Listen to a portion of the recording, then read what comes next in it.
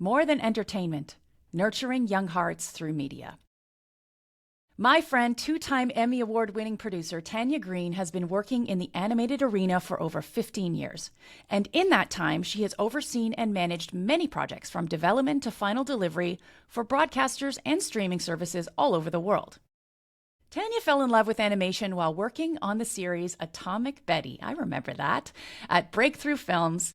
And following her passion, she managed a variety of series at the company until moving up to head of production at 9 Story Media Group. During her tenure at 9 Story, she rose to a vice president. She produced hundreds of hours of animated television, including both the Emmy Award-winning preschool series Peg and Cat and Daniel Tiger's Neighborhood for PBS, as well as rebooting such legacy properties as The Magic School Bus Rides Again for Netflix. In her current role as Senior Vice President Development and current series for Mainframe Studios, she develops and produces content for the young and the young at heart audiences. Tanya Green, welcome to the Flourish Feed podcast. Well, thank you. I'm very happy to be here. I am happy to have you here because when we think and talk about flourishing, we have to remember all of the generations. And today I really want to focus on the importance that children's television plays in the development and flourishing of our young people. So to start us off, I'd love to know from your perspective and all of that beautiful history you have in the industry, what have you learned about the unique role that early storytelling and characters play in shaping how young children grow and how they can connect with each other and flourish? It's such a special moment when you're making stuff for preschoolers, and preschoolers identify with characters online, on screen as their friends. So Daniel Tiger's a really good example. Sesame Street is also a good one where kids think Elmo is their friend or Daniel's their friend. And when you talk to kids like Mr. Rogers did, they feel like they're part of the room and you are with them on the same level. And they learn from those characters of empathy. They learn sharing. They learn how to interact with other characters.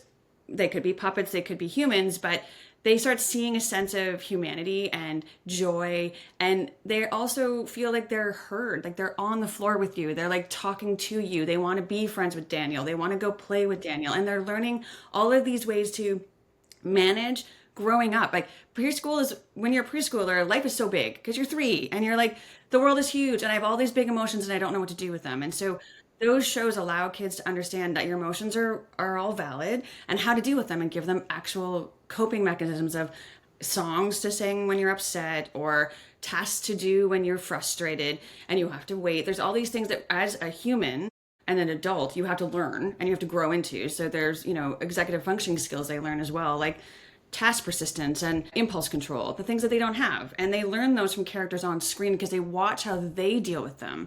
And, PBS and CBC and TVO, they're all really focused on making sure content resonates with that audience so that they can see those behaviors reflected back to them in a positive way to give them kind of tools in their toolbox as they grow. And when they don't have those kinds of ideas and characters to do those things and those representations, they don't know how to navigate the world because a lot of adults don't really think about it in terms of like, how do I get my kid to do things? And like that's another tool, even for parents, on how to help shape their kids. And there's been lots of adults, or I guess they're adults now, they're like 20, since Daniel Tiger's come out, who've talked about how it shaped how they approach the world, how they see the world, how they critically think, how they see themselves. And the other thing too is when children can see themselves reflected back to them on screen, they think they can be anything, which is also huge in shaping children's view of the world and who they can be and how they can help the world. And I think when we don't have those characters for them with values and purpose and positive growth strategies for them, they don't know what to do when they're like lost in a world of a lot of stimulation and they don't have those grounding points. They don't grow into something that can actually be a compassionate, empathetic person. And empathy is a huge piece of how to be a proper human, right? Like you have to learn how to navigate the world and be compassionate, but also have empathy for your fellow person. And it's mapped out and it's scripted out with those lessons in mind. And I think back to, you and I were talking about this before we started today. When I think back to the shows that I watched as a young person, I can certainly draw a straight line from some of the skills I have now and the way that I relate to others, whether it's through humor or through imagination. I can draw a straight line back to Mr. Rogers' Neighborhood, as you mentioned, or Sesame Street, and that kind of behavior and way of relating. And I think that, one of the things we talk about when we talk about flourishing and the 5 factors of flourishing is this concept of positive social relationships and social fitness. And with an intentionality of the way that relating is scripted out on those shows, you're literally giving kids a gym. You're giving them a gym to practice how to relate to, to how to relate to others, how to relate to themselves. So do you think, that kids absorb these lessons differently when they come from, let's say, animated or puppet characters on screen as opposed to real life role models in their everyday? Is there a difference because it's on screen? Is there a safety there, or how does that work? I think it depends on, I think it gives them a safe space where they can talk to it. And because preschoolers, not every preschooler is given the opportunity to be around other preschoolers either, right? Like not every kid gets to go to preschool, and then getting them ready for kindergarten is a big thing. And so a lot of times kids have access to their siblings or, their character on screen. They're not always exposed to other kids their age. They are sometimes, but not in a manner that those kids will have similar behaviors, but when they watch something on a screen, a character that they can relate to, like a Daniel Tiger, they kind of identify with that and they can learn from it. And then they can include those behaviors in their real world with other preschoolers, right? So it's kind of, they have it, they can expose it, and it should be something that's kind of a 360 where they get it in the real world with other kids and their families, but also on screen where it's a bit more one-on-one. So I like everything. When you in a group, you learn something one way, and on one-on-one, you learn it more in depthly. So it's kind of, you need both sides of the coin for them to really learn it and to understand it. And so the great thing about shows like Mr. Rogers, like Sesame Street, like Daniel Tiger, is that they talk to the kids. And talking to a preschooler on their level engages them more than if it's, because they feel like they're part of the conversation. So you're not talking down to them, you're talking at them and with them, and you're being they're a part of the conversation, which I think allows them to be a bit more engaged in that level, because I think in the real world, there's a lot more talking from above, right? So it's a bit more in their space. And so I think that they kind of absorb more because it's them and it's their time and their space. Can you think of examples? Because I can't believe you mentioned that the kids who would have watched Daniel Tiger are now in their 20s. Yes, I'm very old. Here we are. We're doing things for people who were once children and are now in their 20s. But can you think of examples from that or from the Magic School Bus when you either saw or you had reflections back to you of kids responding in a particularly powerful way to the narrative structures that you were offering up? Well, I think we do focus testing on a lot of our preschool stuff, or I have been a part of that because I've been a part of the PBS ecosystem for a long time. And the focus testing is really interesting because kids react to certain things differently, right? And so watching them react to something that Daniel does or that Peg did, right? So you kind of understand, you kind of watch how they interact with those characters. And so there's and the things they get stuck on are pretty funny. Like they get, sometimes I don't like this episode because there's a turtle in it. But then they also get to a place where I know how to share because, Katarina Kitty Cat shared, and they kind of have those moments of recognition of, oh, if I sing this song, I don't feel so mad. So I also use that when I was, when my son was really little, we used those kinds of songs to help him understand his behavior. So when I feel so mad, I want to roar, I take a deep breath and I count to 4 is the mad song from season 1 of Daniel Tiger. And it worked really well with my son because could use that. Yeah, right? It's one of those things it's all those theories of if you take the 5 seconds to count down to be I'm okay. And it's kind of goes into that, idea, and Dr. Becky talks about this too, is that all feelings are valid, but all behaviors are not okay, right? So it's teaching children that you can have feelings. Totally, because you're a human and you should have all of them, and that you shouldn't be shamed for having them, but you can't behave the way you feel necessarily all the time. So you have to understand the difference between the two and give those coping mechanisms. And so I think watching kids kind of learn that is fun because they really, when they realize there's something really kind of powerful and for them to be oh, I have control over this. Yes. Because when they're so little, they don't. And they feel when they act out, they feel very at a loss, right? When you're out of control, you feel out of Yeah. They're just younger and they don't have the cognitive ability to understand it as well. So I think being able to help them do that has been kind of cool. And I don't know, I watched Magic School Bus as a kid, the original. So being able to reboot it was super fun, but it inspired me in my science journey too, right? I think that looking at it, a lot of things help kids also get inspired by things they might not actually be exposed to. Totally true. It's not in their home life. It may not be something their siblings interested in, but now they found something on screen that totally fires them up.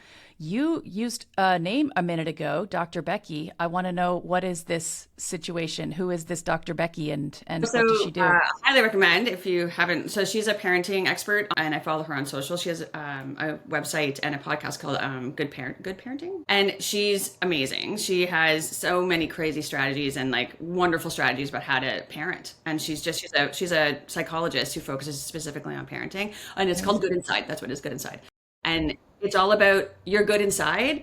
You have lots of feelings, you have lots of things that you have going on in your head, but you're still good inside. So how do I help promote that? And she's wonderful. I highly recommend listening to her podcast, and she's awesome. Wonderful. Okay, yeah. I will drop some information about Dr. Becky into the show notes. What do you think are the elements? You've said a couple of them. I think, when it comes to subject matter expertise, or it comes to sharing, it comes to these coping skills that you can model out. But what other elements do you think are part of a great children's series to build resilience or curiosity, some of these really important flourishing muscles that we need as adults that can start as young as then?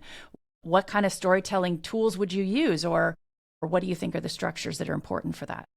I think it's building characters that kids can relate to, that they have a connection with. And then it's also building a safe space within that world. So when you're thinking of preschool content, and any content actually, like content for kids 8 plus, 6 plus, while it's not educational necessarily, it is giving them spaces to play in, right? So a safe space, a safe world that is somewhat relatable. So think about when you were a preteen and things that you watched, and there was like a grounding in terms of reality, but then there's characters that you related to that you wanted to be like, or that you wanted to emulate certain things about them. And they helped shape who you wanted to be ultimately in the world. And so when we're thinking about storytelling, we want to have narrative storytelling that comes from the characters. So the characters are really rich and like relatable, like human like characters, even if they're animals, but they're relatable in that they have characteristics that you're like, oh, that person is really kind, or that person is really adventurous, and I want to be like them, and they're really curious. And so you're giving them aspects of a human psyche that kids can be like, oh, I like what they did when they did this. And then you write a story having it be more character driven, so everything's coming from the characters, so that it's more relatable rather than it being situational. Situations will happen, but that character is going to relate to that situation, who they are, It's right? how So they it respond. allows kids to see that. So when I'm looking at a show, I want it to be relatable, grounded in some sort of reality. Even if it's a fantasy world, there are elements that we can relate to. Like, we watch Star Wars, we watch Lord of the Rings. There are characters in there we identify with, even though the world is a fantasy world, but they still have the same human journey. And I think that's the thing that everyone needs to lean into when they're doing narrative storytelling, is like, what is the journey of this character, and why do we want to be on it with? Yes, 100%. I want to switch gears to talk about maybe the questionable side of television. I know I was sort of raised by television. I watched quite a bit of television. My kids were, I would say, largely raised by devices. So the place of technology in the life of a child has been there for now, a couple of generations. But do you think that children lose something when either they're on a device instead of interacting with other people, or do you think that there's a supplemental benefit to devices as long as there's that additional, 360 you were talking about, where there's follow-up with live engagement? How should we reconcile the place of devices in a kid's life so that it's healthy? So I think we're not going to get away from having devices in a kid's life, because that's just where life is now. I think that we have to be really conscious. Not all screens are created equal. So when we were kids, we had TV. And then we had video games, right? But, you're not going to learn a lot about life from Pong, right? So it is, not all screens are created to destroy your brains, and not all screens are created to help your brains. So it's one of those things when you're looking at, there's been studies done too, that when you look at how kids watch content, that fast cut content, the YouTube content that's at them constantly, is a bit more of a dopamine hit and less of a cognitive learning. And narrative storytelling, the dopamine hit happens when you figure out the story. So they're learning more when they're doing narrative storytelling. And they're also much more regulated when they watch narrative storytelling, because they're not constantly getting hit with a drug that they really want, right? And so it's really about managing the time on all those screens and understanding that they're not created equal. So yes, you're not going to get away with, everyone needs a break sometimes when you have little kids, but everyone also, you're not going to get away with your kid not having screens. Like it's just Yeah. not possible. Understanding how they watch screens and asking questions and being very open to like learning from them too, right? They'll find stuff and they'll talk to you about them, but also like with my son, he's very curious, and so he'll bring up things and like, okay, well, you need a second opinion on that. You need to look another second resource to see if that's actually true, because you can't just take what you see. And so getting him to understand, to look at different things, ask questions, and always do that is helpful. So parents have to engage with them on that level. But I also think that kids programming, trusted networks like a CBC or a PBS, parents can put their kid in front of that safely, knowing that Yes. they're going to get something that's going to be nurturing to them. And there's not That's going to be less so 1,000 about dopamine hits a minute at them. right. And it's safe content because it's been vetted by experts. It's been, when we do shows for preschoolers specifically, we research the crap out of them and we make sure that it's going to resonate with them, and it's also safe for them to watch. And I think that's not the same on all platforms, and that's not all the same with all content. So it's a matter of being a bit more engaged in what your kid is watching, and also understanding that they should come to you with questions, because as much as we try to protect them from it, it's still going to come at them, because they also have friends with phones and they have this and that. So giving them the ability to have an open dialogue will help them understand it. But I think that ultimately you have to balance it. So what we do is we kind of try to have no screen days throughout the week. There's no screen mornings, try to do that, but also getting him to understand how he feels when he watches certain kind of content. Because when they own it of how they feel, then I feel, at least with my son, when he owns how he feels, he's better at making better choices. 100% he is. And honestly, everything you just said about the dopamine hits, about when they land, whether it's instant and constant or whether it's at the end of the solve, at the end of the narrative journey, all of the things you just said could just as easily apply to an adult, right? Of Like course. as far as the quality of what you're nourishing your brain with, and the extent to which you're allowing that dopamine hit to affect your mood, and your ability to reflect on how it feels when you take that in. That's all super valid training for the rest of your life on how you consume content. And how you consume anything, right? What you put in yourself, it reflects back outwards, right? So what you eat, how the discipline you have for exercise, whatever you do, what you feed yourself, both literally and figuratively, actually affects how you show up in the world. And it's the same for kids. They're just on a different level because their cognitive ability is growing, right? So you want to help them. For me, I want to help kids become critical thinkers and be curious and ask questions and use their imagination. I want them to do that because I think that allows us to understand the human condition more and makes us better people. I think when you're constantly being overstimulated, adults are very overstimulated, that we lose that connectivity. And so I think COVID made us lose that connectivity with the human condition in person. And I think it's coming back slowly. Like I watch Declan, and initially when he went back in person, it was really awkward, and they're getting better, but they're still more comfortable like this online. And I think that it's a matter of getting them together. So you have the balance of both, because I think that there's a beautiful world between moderation of both things, right? I think you can't have too much in person because that's exhausting. You can't have too much online, but you have to have a nice combination of all of it. Yeah. Let's talk about COVID for a minute, and then I want to follow the line that we were just naturally on about the quality of content and what corporations are doing or should do about that. When it came to, you mentioned Declan, but also maybe other just general populations of kids, what were some of the gaps that television was suddenly responsible for filling in as far as that engagement? You've talked earlier about preschoolers, but kids in general, did all of a sudden, screens just played such a more significant role? They did. Like, I mean, I'll use my example, but like when Declan was little, he didn't really have that screens. And when COVID happened, he was in kindergarten. So it was one of those things where he didn't really have screens. We watched them, on the weekends or whatever, but it wasn't a thing. And then all of a sudden he's thrust into a world of everything's on screens because we can't go outside. And so it became a safety net, right? Because everything's safe if you're on the screen and you can't go outside, and everything's really confusing.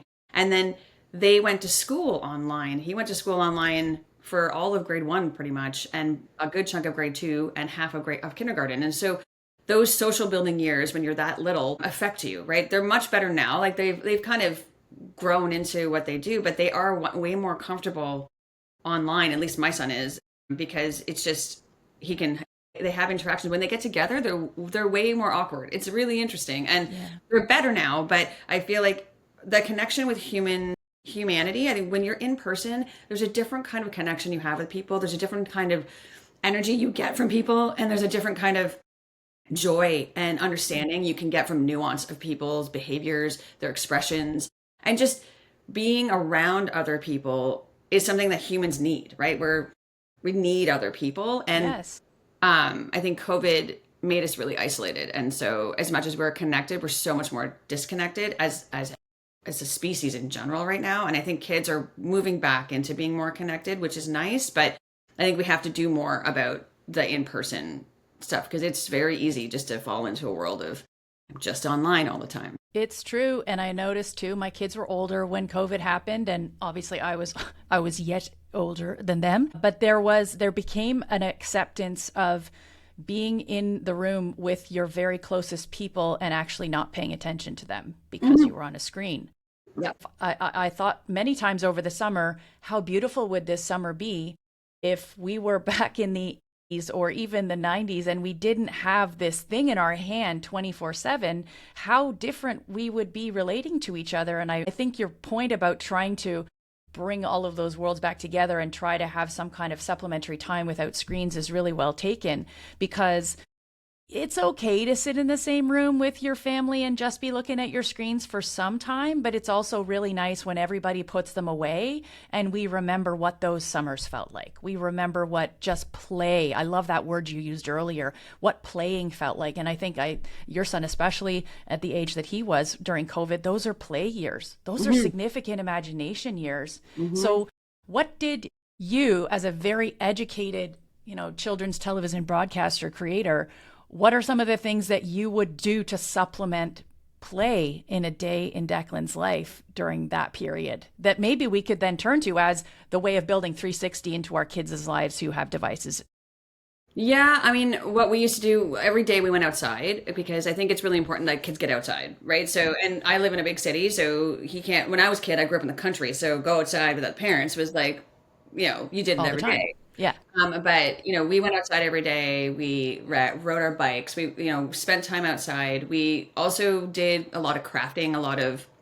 We got little science boxes, and we learned science experiments. So we did a lot of things like that, where we made slime, and we made like all kinds of things where we kind of helped understand compounds of different things. So kind of build on what he was learning to get him to be a bit more tangible, like things that he could do with his hands. And then encourage play board games. So we have a lot of board games here now that we do, because we try to do. They like video games. Declan loves video games. My husband loves video games, but we try to do analog games too. And so even at the cottage, we try to be a bit more outdoors, no screens, kind of be present in the outdoor. And then you can do your screens, but at a limited amount of time. And I think it's really about the presence of. We're all really bad at it. I'm terrible at being present. You get a whole workday done, you're tired, you're like, I just want to not do anything, right? And I want to zone out. And what's great about zoning out, the social media and YouTube, is that you can zone out, right? And ultimately, we want to help our kids not zone out as much and be a bit more present, because I think that allows them to make better choices and also appreciate the world around them. There's such beauty to be found in just the everyday, right? But they haven't learned how to be bored. And when we were kids, that was kind of a whole thing, right? So I think those summers were amazing because you were just bored enough that you did something else, and they're not bored. That's where real possibility happens. I remember having those conversations when my kids were younger, that I won't say they were overprogrammed, but we were doing a lot of activities. This would have been pre-COVID. And it became really important for us to schedule in unscheduled time so that they could learn to be bored. And that, interestingly, is when things like learning a musical instrument just comes out of thin air, because they pick it up and they start to play and that kind of thing. Yeah, I think kids don't like to be bored now, because they spent a couple of years locked away from the world on screens where you're constantly not bored, right? And that's the thing, is that even when we turn things off, like my son does not like being bored at all. He cannot handle it. It's very interesting. It's almost like it's too painful. And you're like, but being bored is fun. It is fun. And it's an interesting dichotomy too, because we just came from that series of thinking where we're so tired at the end of a very busy day that we then have to find the energy and we have to mark the time to be present and do hard things, that are not about sitting there zoning out.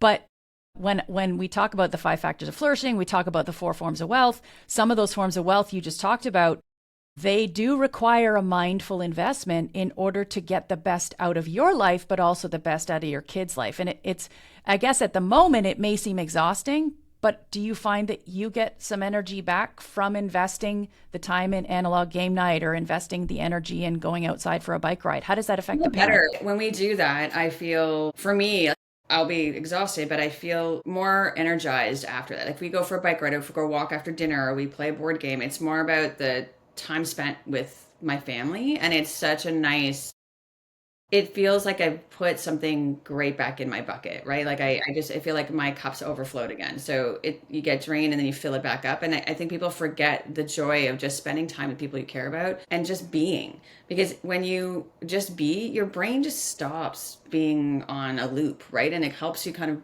just be, right? And I think for all of us, I mean, my brain's constantly going. And I think when you give yourself that time, that break in the day, or that moment where you spend with people you care about, where you're the safest of being yourself, Yes, you're allowed to just fully relax, right? That little earworm song that's running through your head that's telling you the next thing you have on your to-do list, it finally stops. It's like the end of the musical chairs. It's very true. I feel that with you. And if you have that time, I think people would be healthier in that they'd be able to sleep better. They'd be able to like manage their time better. Because I feel like when I'm overscheduled and overprogrammed, I'm very much less resilient and patient. And when I have breaks in my day, I'm way more, because I'm also way more prepared for anything to go off the rails. Yes. It's like when you have your days scheduled so tightly, and lots of kids do this too. I think we also overprogram our kids to a certain degree because we want to keep them busy because they don't like being bored. And I think, but sometimes they just need a break. 100%. I want to shift gears over to the corporate investment side of the argument. I want to talk about, you mentioned earlier that kids producers like yourselves are facing a lack of commissioning broadcasters for kids content right now. And the idea, because kids are just online right now, we don't need to continue to make those investments. But this is not good for their mental health. So tell us a little bit more about this responsibility that we really have to our kids with this kind of important commissioning to produce high quality children's television. So kids producers, so Canada was a top exporter of kids programming for years, and now we've kind of dropped off and we've lost a bunch of our broadcasters. So you probably read in the news that like Wildbrain got rid of shuttered a bunch of their channels, Chorus got rid of a bunch of their kids channels. And so there's a real lack of places for kids programming because everybody looks at it as a bottom line, and kids programming takes a lot longer to build a revenue. Because for little kids, for preschoolers, you don't do advertising. But the other argument is, well, kids are just online, so they get all their content on YouTube and Roblox. And then, while that's not untrue, I think the kids don't watch TV. Well, kids watch what's in front of them. 100%. And they will choose what's in front of them. They will choose to watch certain things, but if you're not making content for them, they're going to find something to watch. And that will not be good. So ultimately, we stopped making content for kids, especially over the age of 6, a long time ago. We're seeing that kids are on YouTube and Roblox because they literally have nothing else to watch. And the fastest growing content in North America right now is anime for kids over the age of 6 because it's something for them to watch and it's narrative. And that's what they watch because that's what they have. What do we think about the quality of that as a nutritional supplement for kids? Is it healthy? It is. I think that you have to be very discerning as a parent and understand what storylines for your age of child, because anime spans a lot of age ranges. Yeah. So they do make content like anime for kids, 6+, and then there's older content that you don't want to give them, right? But there's a lot that kids can watch, and it's great because it's narrative storytelling, it's good characters, good character arcs, and they like it. Kids also watch things like Wednesday or Stranger Things, that kind of stuff, but they're watching things a little bit younger than they like the stuff that's older for them when they really shouldn't be watching it, because I noticed that with my boys for sure. So, and all kids watch up because they want to be aspirational, right? So that's not uncommon, but it's really about, if you're not going to make them content, they're going to find content to occupy their time. They just are. Let's stay there for a second because I want to go back to that really unhealthy, fast dopamine hit content, which I think YouTube is full of. And I don't know about Roblox. It's been a long time since I've been in that world. Isn't that self-directed? is Roblox self-directed, or is there actually Roblox television? Because I thought that was a game. No, it is a game. So Okay. it's a platform. So Roblox is a platform with multiple games on it. You can put content on it for watching if you want. Okay. I tend to not really watch a lot of content on Roblox. They do sometimes. They mostly go to YouTube. They play Roblox together and they Okay. go to YouTube and they Mostly go to watch a YouTube. lot But of. the things that they're looking at on YouTube are going to be lowest common denominator dopamine hit stuff. So that's where we need to be a little bit more involved in, at least as the parent, to say, no, we need to find what, like it shows with a longer narrative arc, maybe something that's 20 minutes long. Tell me about duration. Like what are the durations for kids of different age groups that we should be considering? Well, what we're looking at right now, or what we're seeing in preschool specifically, is that 7 minutes works really well with preschoolers. So if you think of Bluey, it's a 7 minute episode. And it works really, really well. Also, 11 minutes were standard for a very, very long time. 11-minute episodes, many, many shows are that. 22's work, Magic School Bus was 22 minutes. So it depends on, Daniel Tiger's 11 minutes. So it depends on what works well for the narration and the narrative storyline. Preschoolers tend to cap out around 11 minutes. Like, so Daniel Tiger keeps them engaged because it has 2 songs and all of that. Older kids will watch things that are half hours. Anime is usually 22 minutes. And then things vary in length, but they will watch it. But then on YouTube, a lot of things are really short, like those short videos, like 3 minutes, 2 minutes, 1 minute. It just, all those things are short. And you can keep skipping it, which means you're actually making it shorter for yourself if you don't really click in quickly. And that can be a bit dangerous too, no?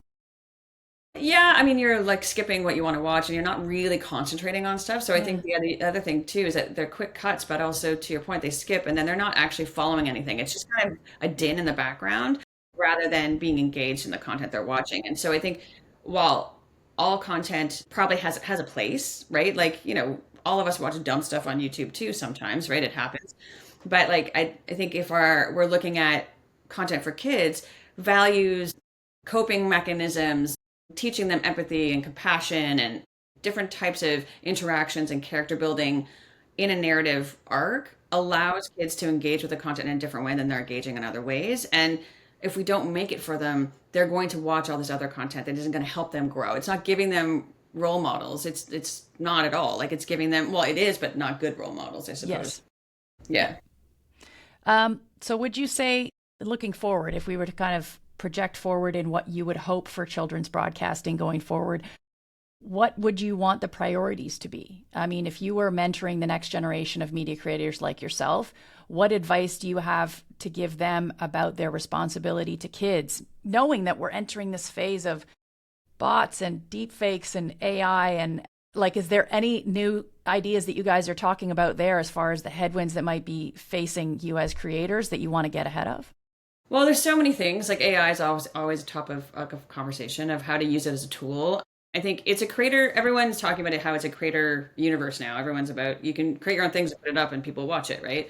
But it's also like, what as creators can we do to have access to be able to finance something? Like, kids are on YouTube. That is totally true. And kids are on Roblox, and they're not watching traditional cable necessarily, but they'll watch Netflix, they'll watch all those other streamers. But how do we as creators finance it?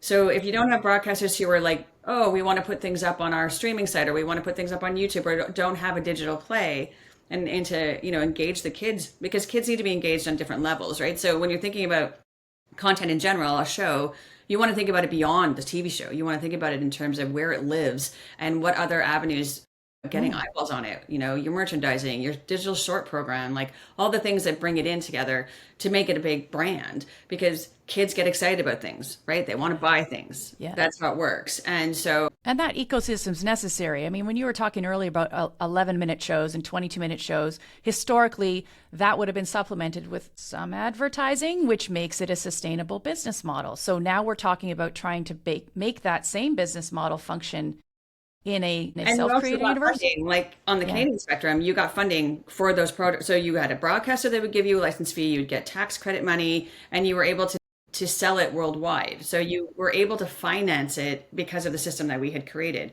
Well, we don't have broadcasters really anymore. So in Canada, we have nobody really. We have CBC and TVO and Knowledge and Tele-Quebec and SRC. And we don't have the wide breadth of programming, because, like, Chorus doesn't really have any programs anymore. They don't really have kids channels. And Wildbrain got rid of their channels. There's all these things, and they're not picking up. Most broadcasters, even in North America, aren't picking up kids content to what level that they were.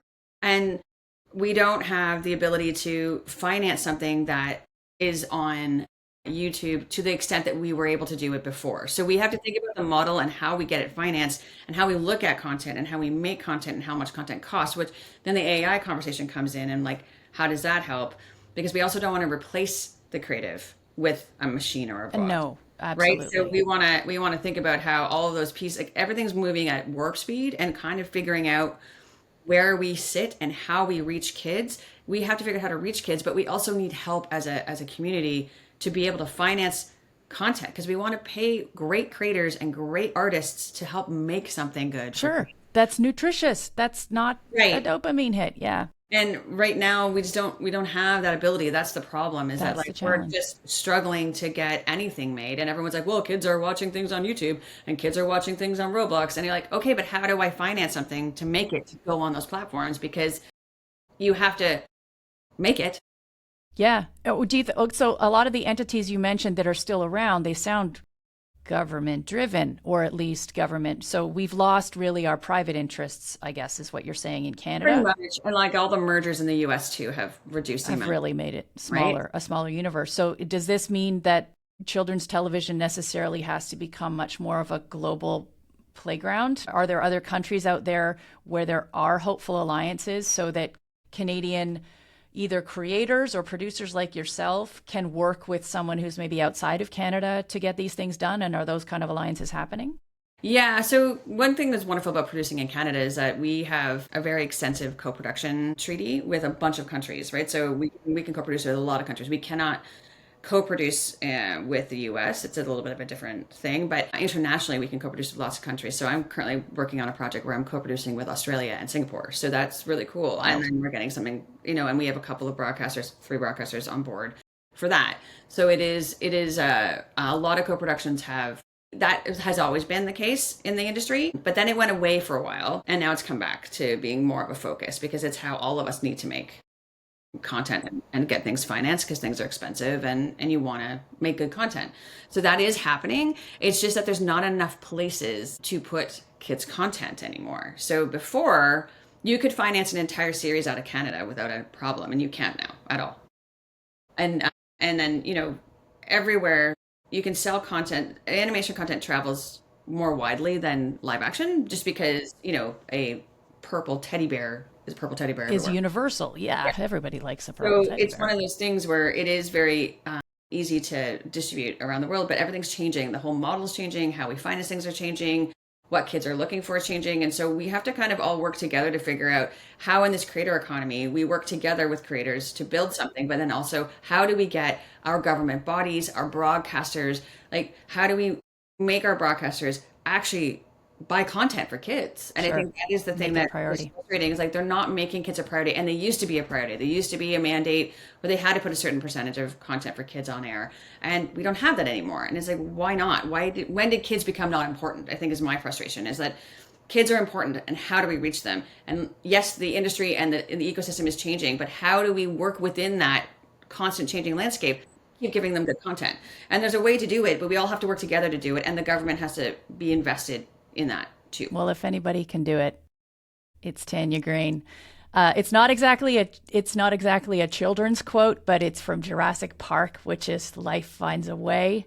Mm-hmm. And if anybody can find a way, my dear, it is you. There's one more question I want to ask you. I ask at the end of every Flourish Feed podcast to my guests, and it has to do with something that I've come to call the moment of bliss, which is the opposite, let's call it, of a pet peeve. So where a pet peeve is something that it's a small thing that causes a large negative emotional reaction, this would be a small thing that causes a significant positive emotional reaction. So tell me, in your coming and going, in your day-to-day, 1 or 2 of your moments of bliss so we can share that with our listeners. I always get up really early, so I really enjoy the sunrise, and that just the sun coming in while I'm having my cup of coffee into my front room is just like my perfect way to start my day. And honestly, just the excitement that I see when Declan comes home from school, just him telling me about his day, is like, day could be bad and he just, and that just lights it up. Wonderful. that he did today. And that's always my very big moment. Terrific moment of bliss. Tanya Green, thank you for joining us. As I said earlier, if anyone can solve the children's programming conundrum, it's going to be you. And we are so grateful because future generations of children and their flourishing to become adults like you and I depends on it. All the best to you, and we'll talk again soon. Well, thank you. Yeah.